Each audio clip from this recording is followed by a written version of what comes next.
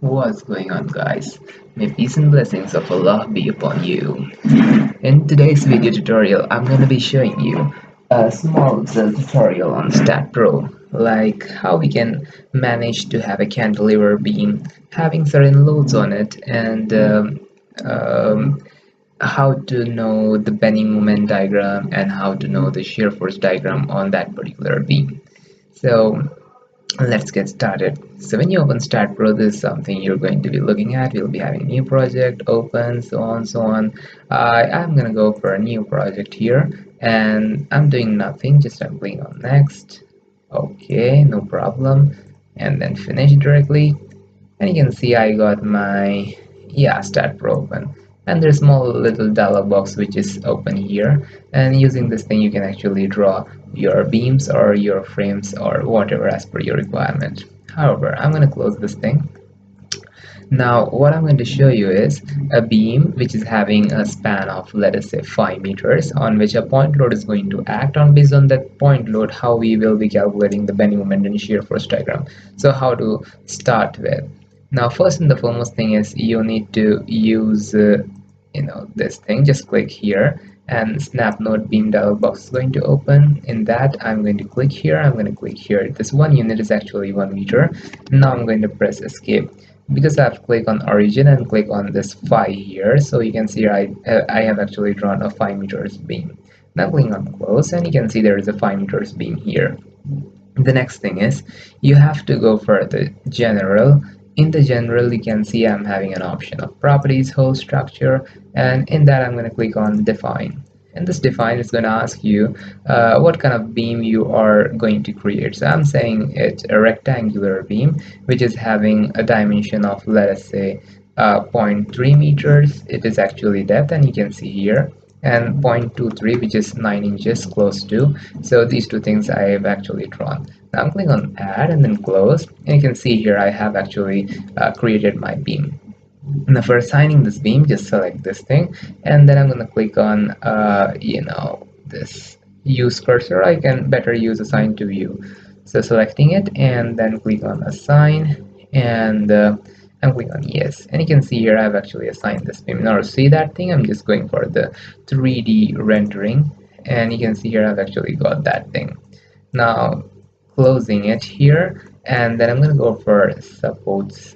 In that supports, you can see it doesn't have anything right now. Going for creating a new support. In that I'm having a fixed support, clicking on add, and you can see there is a support which is being defined here.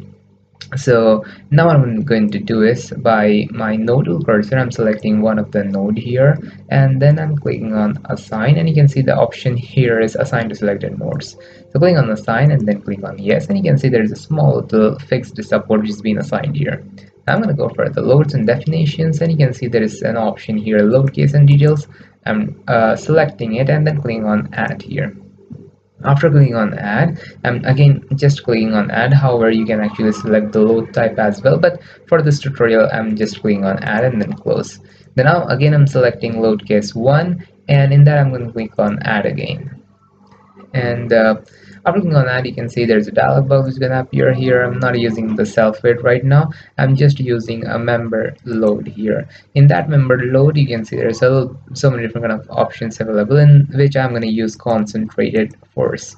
In that concentrated force, I'm going to put some force. Let us say minus 10.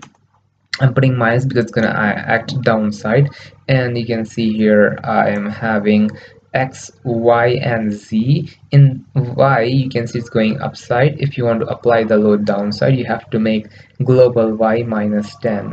Now I'm going to click on add, and when I click on that, you can see there is a small little concentrated gravity, or global Y minus 10 kilonewton been added there. Now I'm clicking on close, and then I'm going to add this thing on somewhere here.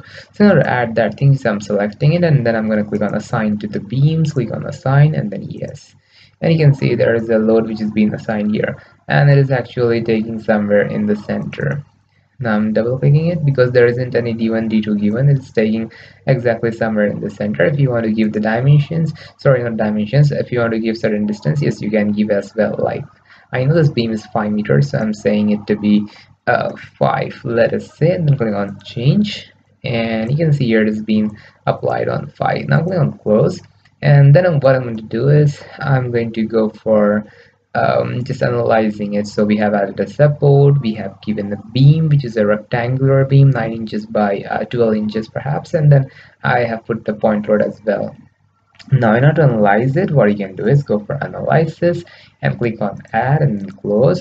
Go for post print, define commands, analysis results, add and close, and that's done. You can actually press now Control plus F5, and you can actually do another option like analyze, run analysis, and click on save, and that's done. Now Staad Pro is going to analyze it, and it's going to uh, show you the results for that thing. Now I'm gonna click on done here. Now my beam is being analyzed. It means I can see right now shear force bending moment kind of diagram.